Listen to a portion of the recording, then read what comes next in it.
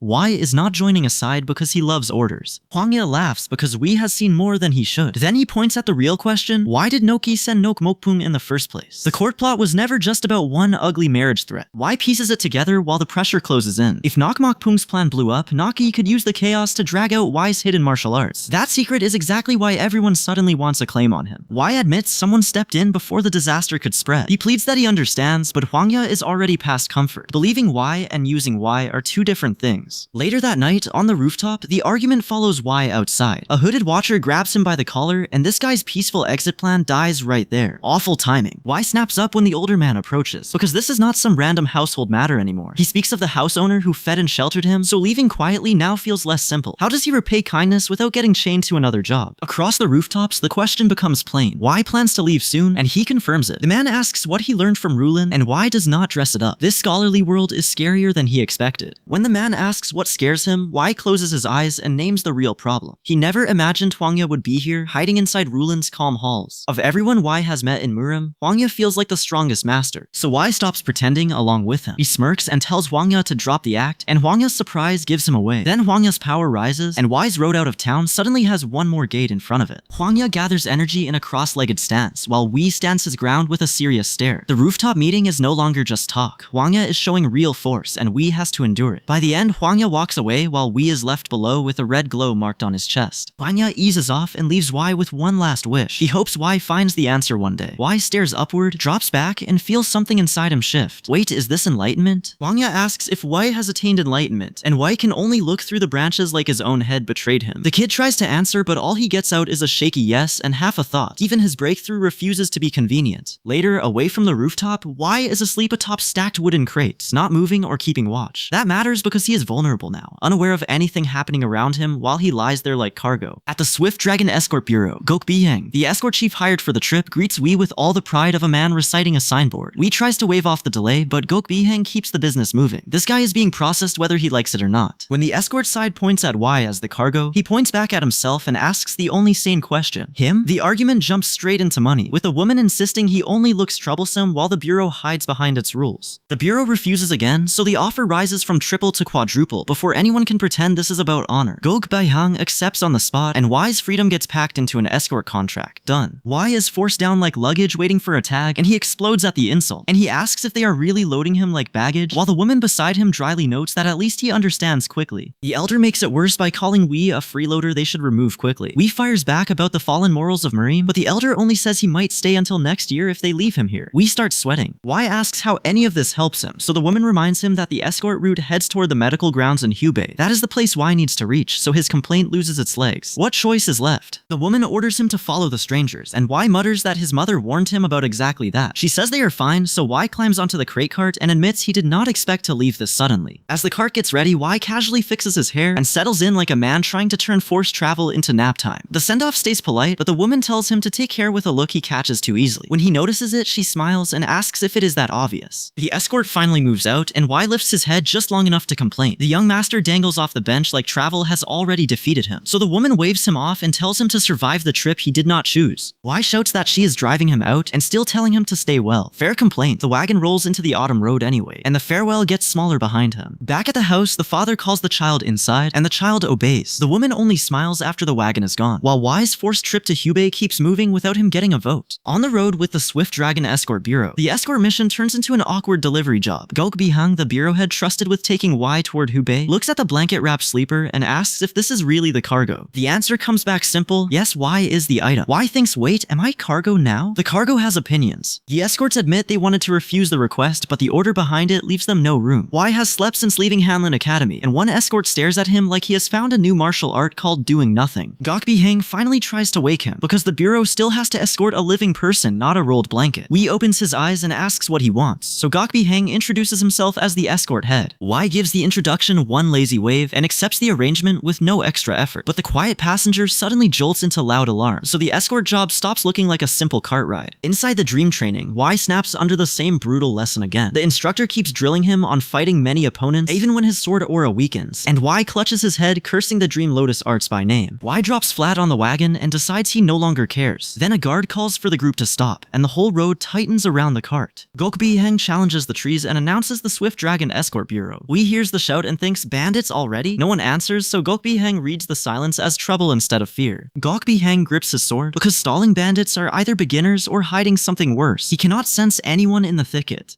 Then the brush shifts, and Pang Do-gik, the skilled fighter of the Hubei family, steps out with his sword raised, bringing his own pursuers straight toward Wee's wagon. Pang Do-gik makes sure everyone sees him before anyone moves. He plants himself in the road and names himself as a Hubei family descendant. So Gok Bihong answers as head of the Swift Dragon Escort Bureau, and asks why a Pang man is blocking an escort route. Pang Do-guk drops the pride fast. He says enemies are chasing him, and alone he cannot shake them off. So he begs Gok Bihong for help before the chase turns into a wider martial world mess. That is how this convoy gets stuck with Pang Do-go. Why listens from the cart, already tired from the Dream Lotus art, and his face says the same thing his mouth does not. Why is trouble always so good at finding me? Pang Do-gik keeps pressing because his pursuers are close. He offers repayment if they just help him leave the mountain, and Gok Bihang reads the plea, the danger, and that sly little smile before letting him inside anyway. Further down the mountain road, that mercy reaches the convoy first. A shout cuts across the cart, one escort goes flying, and the guards finally understand Pang Do-guk did not arrive alone. The ambushers flood in from every side, so the escorts close around the loaded cart. Their job is simple now. Keep Y and the cargo alive long enough to break through. Then the attackers spot Y sprawled on top of the cargo. One guard asks who he is, and this guy barely lifts his cheek before calling himself a precious charge. The guards do not enjoy that answer. One mutters that the problem has already started because of the man up there, while Y sits up sweating and thinks, wait, are they here for me too? A swordsman loses patience and shoves his blade toward an older guard, demanding to know if this is some prank. The argument turns into a direct threat, with the blade held close to the old man's face. Y watches the standoff from above and reads the panic spreading below him. Did they already know? The question hits him before the swordsman starts choosing who answers first. The chosen man backs away shaking, but Y closes in and puts the question at sword point. He warns that one answer decides the man's life, and the man can only stammer that he has not seen Pang Do-guk. The man breaks first and draws steel with a curse. Y moves behind him before the swing can settle, and the escorts flinch as the roadside hunt turns into open combat. Y keeps the blade at the headscarf man's throat, waiting for the lie to crack. Below him, Pang Do-guk finally stops hiding and shouts that he may not be a hero, but he is not letting the convoy die for him either. Pang Do-guk sees the green road pursuers closing in and admits running will not work now. Y watches from above and thinks, did they bring all this for Pang Do-guk? Then the convoy draws steel and moves. The first pursuer comes down hard and the fight spills around the wagon before anyone can breathe. One attacker hits the ground and the escorts stare while Y sits above them pouring tea like the road is not trying to kill everyone. Y looks at the fallen man and dismisses the whole attack as ridiculous. The escorts whisper over the bull that dropped the pursuer, while Pang Do-guk hears his own name called and stiffens. The green robe men drag Pang Do-guk into the open, so the hiding game ends right there. He struggles near the crates, but the guards have him boxed in, and every eye turns toward the man they came for. Pang Do-guk grips his sword and snaps back that if he had charged earlier, the convoy would already be dead. He barks, I'm no hero, but he still faces the pursuers because avoiding them is impossible now. Y gives no answer, he only turns his head in silence, brow furrowed. That pause leaves Pang Do-guk's challenge hanging with no help coming from him yet. On the escort road below, the pursuers turn the convoy into open combat, while Y stays lazily above the danger. Pang Do-guk holds off the first blade, but the pressure drives him down, and his breath catches in pain. More swordsmen swarm Pang Do-guk before he can recover. One attacker raises his sword for a killing blow, and the sudden cut shows the fight has reached him at close range. The killing blow should end Pang Do-guk right there. Then everything flips. The counterstrike breaks the attacker's sword, throws him back, and leaves him weaponless on the dirt. Pang Do-guk roars through the pain, but even he can tell the fight is slipping out of his hands. Above him, Y turns a bowl in his hand, calm enough to make the exhausted swordsman sweat. Rain starts falling over the road as the next wave closes in. One escort spots a swordsman moving wrong and asks what he is doing over there, but Pang Do-guk only clenches his teeth and forces himself back up. Three enemies surround Pang Do-guk with drawn swords, and he jumps into them before they can close the circle. He tells himself to get it together, because one mistake here means he gets cut down from every side. On the mountain road, the masked pursuers rush in while Pang Do-guk is still bleeding and outnumbered. Wee stays above the mess, and the attackers snap that this is not the time to hesitate. Back at the Guangdong Wee clan, Wee Suryeon, the searching sister, still has no proof her missing brother is alive. Wee Jung-han listens as she refuses to let the search die, because somewhere out there, Wee has to be breathing. Then a servant bursts in for Wee Jung-han, the clan head, and nearly trips over the news. The message carries Wee's name. For the family that has waited 5 years, everything stops. Elsewhere that night, a hidden planner curses, because even his simple plan has failed. He sends a subordinate out at once, still certain Y will be forced into the forest sooner or later. In another shadowed hall, a messenger reports that Nok-yi, the plotting eunuch, still has value, so he stays alive for now. The robed man accepts the order, but the next command pulls him away from the board. Down the long corridor, the messenger says His Highness has other duties for him. The main estate summons him back immediately, and the robed man smiles like he just found a better problem to cause. Later, the robed man stares out into the night and asks what his brothers are doing now. His aide says they have moved on from the Confucian faction and started meddling with the medical clan. Meanwhile, Y reaches the wrong office with a paper in hand and gets corrected at once. The clerk points him toward the medical grounds in Hubei, the medical place everyone keeps dragging into his route. At the medical grounds, Y approaches a young servant boy and asks to see the head. The boy lets him speak, but when Y starts asking if the head is is there, the kid calls for his sister instead. The physician tied to the medical ground steps out and hears Y wants her father. She asks what business he has with him, and Y's quiet errand suddenly has a witness. Inside, Y rests his head on his hand and runs through the damage around him. He thinks, what does he fix first, the jade necklace price he knocked down, or the loan terms that made the place bleed? The old broker folds fast when Y presses him on the interest. He tries to dress it up as normal pawn business, but Y asks the one number he cannot dodge. What does 4.5% monthly become in a year? At the Righteous Alliance military division, the mountain rescue reaches people with real authority. A nervous survivor is ordered to sit, and Jo Hyun, the Righteous Alliance's military commander, listens for Y's name. Back at the medical grounds, the quiet night breaks under pounding at the gate. The servant boy grumbles toward the noise, then shouts for whoever is outside to answer. Wounded men stagger in looking for the physician, and one gasps that they only brought the one still breathing. The casualties have reached Y's new stop before he can even finish the old debt problem. That promise to treat the wounded catches up with Y before he even earns dinner. At the medical grounds, the desperate men beg the clinic to help because they have no money and nowhere else left to drag the injured. Y gets pulled into the mess, and the treatment turns ugly fast. He pins a patient's jaw and throat, tries to force the blocked blood out, and the watching helper yells in panic when our boy goes straight for the dangerous method. The patient coughs blood so hard the room thinks Y just killed him. He drops bloody and limp, and the people around him scream until Y snaps back that they should look properly, not dead. While Y is trapped in clinic chaos, his family finally gets a thread to pull. Y Sanho reads a letter from Sang-ah, his mother, and the word mother hits him before the rest of the message even lands. Back at the Guangdong Y clan, that letter tears the room open. Wee Jung-han hears that a restriction was placed on his son and nearly explodes, but Sang-ah cuts through the rage and orders everyone to pack. The family leaves in a rush, so Y's missing 5 years problem starts moving toward him. Under the moon, Sanho clutches the proof that Y is alive, and that is all he can hold onto for now. Because the clinic still owes money, Y circles back to the debt instead of getting his nap. The physician trying to keep the medical grounds alive explains the family did not get robbed or assassinated, and Y's first thought is, wait, then how did they burn through that much? The answer is worse than a murder plot. The physician's father tried to repay debt by gambling, lost even harder, and left the clinic with patience, pride, and a bill big enough to ruin the floorboards. Y pushes the only route he sees. The clinic has medicine, but no business sense. The physician hates the idea of working with the money people, so Y reminds her she is not exactly shopping from a throne right now. Standing before the proud old medical hall, Y aims straight at the family legend. If the medical grounds wants to stay a famous medical house, it has to make money instead of bleeding itself dry. The physician pushes back because medicine is supposed to help the sick, not squeeze them. Y knows the line sounds cold, and the physician sulks after it, but the unpaid debt is still waiting outside the door. That old debt does not stay polite for long. A sister seethes over the men ruining her house, while the scarred collector grins at her anger and lets her brother panic beside her. The sister tells her brother not to worry, even as the collector grips his arm and pulls the decision out of the family's hands. She walks through the gate with him, and the onlookers can only watch her leave. Back at the medical grounds, that same fear crashes into the present. People rush for a doctor and cry for their sister, but Y is already awake, wrapped in a blanket, and dragged into one more problem. The collector asks who Y is, so this guy gives the name plain and short. Then Y plants himself in the way and says she is not going anywhere with them. The collector snaps at the blanket-wrapped stranger blocking his payday and demands to know who he is. Y answers plain, I'm Y Yunho. The collector tightens his grip on the physician's sister and repeats that she is not leaving with Y. Y stares at him like the man just made lunch complicated, then thinks, wait, if she leaves, who feeds me? The guard cannot believe Y is fighting over meals, so he asks if this woman really cooked for him. Y says yes, because he is a guest, and the answer makes the guard's patience leave first. Furious, the guard swings to shut Y up for good. He expects a sick guest in a blanket, but Y catches the punch and drops him through the stone before anyone can breathe. Too fast. The physician's sister covers her mouth, the nearby men rush in, and the fallen guard groans under the broken floor. Y scratches his head and apologizes, saying it happened before he meant to do it. The collector rushes Y again, trying to force the confrontation forward, but he stops sweating and changes his tone, asking where an esteemed warrior like Y hails from, because Y has just made him treat this sick-looking guest as a real threat. Elsewhere at Xingzhujiang, the news hits the gambling side of the debt. King Chenrip, the stressed master of the gambling manor, hears that a real master has appeared at the clinic and snarls at his subordinate for collecting money instead of following orders. Because Y promises to pay the debt within a fortnight, the physician's sister asks what plan he actually has. Y pauses long enough for the room to suffer, then thinks, plan? Was I meant to bring one? So Y chooses the shortest road to money and heads straight into the gambling manor, the secret gambling house tied to the debt. The place is packed with clacking tiles, sweating players, and money moving faster than good judgment. Inside the gambling manor, an attendant spots Y and instantly treats him like a treasured guest. Y clears his throat and asks what people even do for fun here, so the attendant hurries him deeper to show off their favorite game. The attendant sets 2 small cups on the table, and Y asks if they are dice. The house calls the game yin and yang, a simple odd or even bet using iron beads. Y likes simple because long rules sound dangerously close to work. When the attendant says players only guess odd or even, our boy agrees to try it. As the cups come out, another player nearby is already bleeding money at the table. Someone laughs that he is losing badly, and Y leans in while the beads start to move under the cup. Y barely barely lifts his head as the bowls stack by themselves, and he calls the answer like he is ordering lunch. The servant boy stares at the impossible pile while our boy flicks one more bowl into place and says it is odd. Simple game, terrible choice of opponent. Elsewhere in Kaifeng, Zhang Il, the beggar sect information broker, hears the name Wei Yunho and stops playing around. The second he confirms Wei is alive, Zhang Il grabs the lead and orders them straight to the underworld group. Inside the underworld group's Kaifeng base, the Hao leader floats into the lavish chamber with a tired sigh, already treating Zhang Il's visit like trouble. When the confrontation snaps into motion, she cracks her fingers with a smirk, making it clear she is ready to deal with him herself. Back at the gambling manor, the table gets louder because one gambler wants the next round at 1,000 yang. Wai hears the crowd whisper that the man has won 9 rounds straight, then asks, wait, who is that guy? Before anyone finishes explaining, Wai calls the result as pair. The crowd freezes first, then the whispers climb, because Wai just read the game without touching it. Kang Chenrip, the Golden Coin House master running this den, steps in with a smile and admits he failed to recognize the guess. Then he drags Wai toward the real table and offers a big game. Kang Chenrip spreads the gold in front of Wai and announces the true match. Wai gets pulled close enough to feel the pressure, but this guy only looks bothered because leaving tomorrow sounds like more work. At the big table, Dokbi, the one-armed gambling expert brought out to stop Wai, sets the terms and lets the room watch him work. Wai asks if the old man is really his opponent, and Dokbi chooses dice because he trusts skill there. The house relaxes around him, sure the rookie has walked into Dokbi's hands. The match starts with everyone cheering Wai on, and Wai answers the servant boy's worry by asking if he has ever failed. Then the count comes out, 10 losses in a row. Dokbi raises the last round to 2,000 yang and warns Wai that one more loss leaves him owing 10 gold. Wai watches without flinching, then smiles and rolls again. The dice decide the round, and the table waits to see why Wai is still so calm. With the debt trap ready, Wai focuses on one last throw and puts 40 gold yang on the line. The dice leave his hand, and Dokbi's face twists the moment he sees the results. Something is off at that table, and now everyone knows it. The table finally sees Wai's throw, and the room goes dead for half a breath. Lowest roll wins here, so 6 and 1 flips the whole trap back on the gamblers. The crowd can only choke out panic while the dice sit there, rude and final. Elsewhere in a dark room, a seated authority listens while a crawling informant admits they still have not identified the young martial expert. The report only gives them one clean fact. Some unknown kid is wrecking expensive plans in public. The seated authority stops asking questions and gives the order to kill him. No name, no warning, just a blade pointed at Wai from the shadows. Back at the gambling manor, Wai's opponent collapses into despair because the money on the table is gone. The host calmly says he only has to repay the 10 gold yang he borrowed before play can continue. Wai hears the opening and asks if 40 gold yang is enough to restart the game. Our boy's thought is simple, why leave with the hook still on the floor? The gambling house snaps awake the moment Wai talks about bringing real money. The attendants welcome him back into the game, and the trap gets reset with a bigger mouth. When the money arrives, Wai sits with his arms crossed and checks the new terms. The minimum stake doubles from the last round, so this is no longer a casual dice game. Kang Chun-rip, the gambling manor master, leans on Dokbi and asks if he can still win. Dokbi scoffs at being doubted, so Kang Chun-rip puts the manor's trust on his shoulders. Dokbi doubles the stakes so fast that even the table questions the move. He acts like the whole thing is planned, and Wai watches him without blinking. Dokbi's dice come out brutal. 5 6s in a row. The crowd rises with every number, and even Kang Chun-rip stares like the manor has already been saved. Then the last die falls short. Dokbi reaches in, brushes off the accusation, and insists 35 is still a huge roll. Wai does not bite. He tells Dokbi the trick does not matter, planned or not, and the dealer finally hears the part he missed. Wai has been letting him play. The companion grabs Wai's shoulder because losing here empties every purse they have. Wai stays calm, and the companion begs for proof that this guy actually has a plan. Wai answers by asking whether the companion's sister is good at arts and dancing, since losing could send her somewhere ugly. The companion explodes, and now the debt is not numbers anymore. It has a face. That evening, Wai stands in the bath while the others finally get a quiet moment. One man jokes about the leader, but Wai only stays silent and calm, so the break does nothing to crack his composure. The man asks if one scar came from the tailless killer, and Wai treats the old wound like bath talk. Before that quiet can last, a masked swordsman closes in with the blade, and Wai jerks back as steel reaches his face. The older broker shoves the sealed document toward Wai and tells him to sign first, explain later. Wai blinks at the page and thinks a signature, but the room is already rushing him out, so our boy signs and moves. Outside the gambling mess, Wai asks how much the ghost saint owes. The answer lands clean, 20 gold coins and 50 silver coins, so 2 heavy chests hit the floor in front of him. The ghost saint opens the chests and nearly chokes. He snaps that a handful of money will not settle everything, but Wai calmly points out he paid more than the debt. The extra coins do all the talking. That should end it, but the other side reaches for violence instead. Wai answers first, drops one attacker hard, and sends 2 swords flying before they can make the debt ugly again. The gray-haired attacker blurts that Wai is no ordinary guy, while another grits his teeth and calls the whole thing a pain. The smiling one tries to read Wai's movement and mutters under his breath, wondering how the kid did it. Back inside the sudden ambush, Wai remembers the masked swordsman who came in with no presence and drew a killing blade instantly. He had expected a light scuffle. Bad read. In wise memory, his old master explains that this kind of sword belongs to assassins and hired killers. It exists for one job, so wise mind turns cold and asks, what answer beats a blade made only to kill? Why asks a kneeling man for a sword, and the man hands it over without arguing. Why strips off the loose robe and warns everyone to step far back, because this demonstration is about to stop being polite. Why plants himself and drives the borrowed sword down, forcing the masked attackers to reset around him. One attacker warns the others that Y dodged a killing sword, so they cannot take him one by one. The masked leader shouts that Y is a master, and orders every swordsman to attack together. They rush from several sides, expecting numbers to finally pin this guy down. Then Y stands in the middle and turns their team attack aside without panic. The masked swordsmen stall, and the room now knows their clean formation has not trapped him at all. Y's old master cuts into the memory with one lesson. Do not get chained to fixed forms. Y smirks and answers that he knows, then meets the next blade on his own terms. The masked swordsmen keep pressing, but Y stops fighting like a student copying steps. He breathes once, shifts his footing, and turns their rhythm against them. Y catches one attacker off balance and sends him up and away with a clean rising cut. The remaining masked men chase him with faster strikes, but their pressure now looks less like control and more like panic. Y locks both hands on the sword and hammers downward into the clash, committing to a direct contest of strength. If he cannot hold this blow, the masked attackers keep the exchange alive at close range. The masked swordsmen expect Y's borrowed blade to give out first. Their pressure cracks steel, throws one weapon loose, and drives another attacker straight into his guard. Then Y stops giving ground. One masked swordsman rushes in for the kill. Sure, the young master has no room left. Y reads the thrust, turns inside it, and cuts him down before the others can save him. Too late. The remaining masked swordsmen edge forward over their fallen comrade, and one of them finally admits Y is no ordinary opponent. Another tells the group to attack together, because a clean duel will only get them buried faster. Their death order is still moving. Y remembers the lesson that forms are only seeds, and seeds can grow into anything. So what should his sword become? He smiles, raises the borrowed blade, and stops copying anyone else's path. The masked group waits for a familiar technique they can answer. Y gives them his own sword instead, built from everything Baekmuhan forced into him and everything he survived after. One breath, Y's new strike takes the room all at once, and the masked assassins drop around him with their weapons scattered. The survivors can only stare from the floor, and the ambush that came to erase him now leaves witnesses instead. Y does not kill the restrained attackers. He cuts their key meridians and seals their martial arts, leaving them alive but unable to use a sword again. This guy chose mercy with teeth. Looking down at their faces, Y thinks they seem familiar. Wait, why does he know them? The old men nearby turn pale, and the people who came preaching retribution suddenly look very interested in silence. Back at Divine Hand Manor, the clinic saved by Y's mess, the physician hears what happened and freezes. Jin Soa insists the story is true, and the physician clasps her hands in relief because they owe Y a debt now. But the physician's relief hardens when she turns to Jin Soa. She asks whether the method really does not matter, and Jin Soa fires back that survival came first. What was he supposed to do? The physician answers with the straight path, warning him that crooked choices always hit a wall. Jin Soa snaps that she could have been dragged off, so the method feels pretty small from where he stands. Jin Soa runs out of words, then mutters that the physician is too stifling. As they pass the clinic, he looks at the life she wants for him and asks himself if treating patients forever is really his path. The clinic is safe for now, but Jin Soa's doubt is not done. At Divine Hand Manor, Y has bought the clinic a second life, but that quiet retirement keeps slipping farther away. Then trouble reaches the door, because Y Jung-han, Y's father and the head of the Guangdong Y clan, storms in on official business. Y Jung-han asks who runs the place, and the physician holding the manor together snaps that random people keep barging in now. He gives his name anyway, and the whole room stiffens around the Y family name. Soon after, Y turns Jin Soa's shaky clinic dream into real paperwork. The manor takes over the old Dark Earth building, and Y covers the missing money with funds seized from that mess. Y puts a promissory note in front of the older ghost saint and points to the signature, 20 gold taels. The ghost saint sweats because he thought Y was already paying that debt for him. Y explains that paying the debt was an investment, so Jin Soa now has to rebuild Divine Hand Manor and work it off. The kid reads the salary terms, trembles, and realizes he just met a contract with teeth. With the paper signed, Y calmly says he has secured Divine Hand Manor's eldest son. Jin Soa catches the sly timing and asks why Y did that, but this guy only smiles and acts like innocence has never left his body. Y's plan is simple. If Jin Soa restores Divine Hand Manor and becomes a great physician, the connection helps everyone. Y thinks, can one clinic really buy me peace later? Still, he gives Jin Soa a chance. Jin Soa finally understands Y was not just squeezing him. He blushes, clenches his fist, and runs to do the only thing left for him, work. From there, Divine Hand Manor grows fast. Heidabune becomes general manager, staff celebrate, and the clinic starts running out of food because too many people show up. The crowd keeps swelling, so Heidabune orders unused patient rooms opened and mats spread across the main hall. Jin Soa zones out in the rush until someone yells his name and drags him back to the job. Then the governor arrives in town, and the mood changes at once. His attendants shout for everyone to clear the way, and the townsfolk bow as his procession comes down the steps. The local official greets the governor with a shaky bow, and the governor only clears his throat. Jin Soa gets called forward, sweating hard, and confirms he is the previous lord's son. The governor raises his hand and officially recognizes recognizes the reconstruction of Divine Hand Manor. Jin Soa bows and promises to do his best, while the public hears the government put its stamp on the Jin family's name. The governor tells the crowd to visit Divine Hand Manor often, saying healthy people make a healthy nation. First the townsfolk bow, then the officials fall in line, and now the rival medical houses have a public problem. After the ceremony, a bald official laughs beside Y and flashes money like this is the clean part of the day. Y watches him flatly and thinks, is this really the price of government blessing? The official leans in, sweating through his smile, and asks if the offering is enough. Y has the manor recognized, the ledger still hangs over the officials, and the next debt is already waiting. Y lets the sweating official breathe for half a second, then smiles over the Black Spider Gang ledger and says yes, perfect. The official relaxes too early, because Y folds his hands over the book and keeps the bribery proof for himself. Clean blessing, dirty receipt. Across town, the rival medicine house suddenly has empty benches. One assistant admits the new Divine Hand Manor opened, and every patient walked straight there. The rival physician snaps at the name. Jin Soa's family was buried under gambling debt, so the physician demands to know where the money came from. His assistant reports that this was the young master's assigned task and asks what they should do now. The empty clinic is no longer just bad business. It has become a problem they must answer for. The rival houses young master toys with a small weapon and tells his people to prepare generous condolence money. He already has Jin Soa's funeral planned before the body exists. That night, that rival young master ends up motionless on the roof while the manor staff works below, unaware. By morning, a smirking man calls his violent death a robbery, turning the planned funeral money into the schemer's own tragic cover story. Meanwhile, at the Murim Alliance, the trouble around Divine Hand Manor widens into faction politics. A report lands that Green Forest has contacted the Iron Blood sect, and the Alliance immediately smells a larger move. An elder reports that Peng Dokuk, the skilled fighter of the Hubei family, was chased by the 10 Swords of Nokrim and somehow survived. If even Green Forest's elites moved, the Alliance has to treat this as more than a local chase. Across Murim, factions sit on power they have been saving for years. Nobody has moved openly yet, but the pressure is starting to leak through the walls. In a courtyard, Y drops in with a broom, while masked assassins rush him from every side. They come armed for a killing. He brought cleaning supplies. The assassins expect one lazy young master to fold under numbers. Y swings the broom first, kicks through their timing, and turns their ambush into a scramble. Then the shout comes, die! At the underworld group's Kaifeng branch, Zhang Yil's information network has a different problem. Wei Zhenghan presses the Hao leader about his missing son, because Wei is too lazy to send word home himself. The Hao leader realizes she talked too much while the mood was soft. Wei Zhenghan catches the leak at once, and his anger makes the whole room sit straighter. Later, Wei Zhenghan tells Sangha that the young lady did not seem to like Wei that way. Sangha hears one problem and jumps to the real one, asking if anyone honestly thinks Wei can get married alone. Wei Zhenghan tries to refuse, but Sangha says Wei is back and old enough, so the family has to prepare. He sweats through the argument and decides women are terrifying. At a restaurant, Wei attacks a bowl of noodles while Jin Soa lies face down at the table. For once, our boy looks perfectly at peace. Wei keeps eating and tells Jin Soa the noodles taste like honey. Then he asks why Jin Soa is not eating too. Jin Soa lifts his head and asks if this ordeal will really make him a better physician. Wei answers through his food that medicine has no prodigies, so Jin Soa has to earn it the slow way. Wei slurps another mouthful, but his thoughts shift to Hubei. With this, he starts connecting Jin Soa's harsh training to whatever move he plans to make there. At the restaurant, Wei keeps eating while Jin Soa stares ahead and pictures himself bowing like a proper healer one day. For a second, the collapsed young lord actually sees the future Wei is forcing on him. Noodles first, destiny later. That same night, away from the restaurant, a carriage tears through the forest because another camp wants no trace left behind. The young lord inside orders his men to erase every mark connecting them to Divine Hand Manor. His subordinate hates abandoning their Muhan base, but the young lord chooses flight over pride. He says clinging to a foundation is how they lose everything, so the carriage keeps moving. From the shadows, the young lord reads the growing mess around Divine Hand Manor and refuses to get caught near it. He sends a letter to the main house warning them that someone who can hinder their grand cause has appeared. Elsewhere under the moon, Wei lies out on a wooden balcony while the schemers run their letters ahead of him. For one quiet breath, our boy gets what he actually wants. Nothing happens. Beside him, the woman catches the self-mockery in his words and asks if he is putting himself down. Wei admits it cleanly, then says he is still doing what he wants. The woman thinks about the person who shaped him and says his master sounds like a good man. Wei looks up at the moon and leaves it at one soft answer.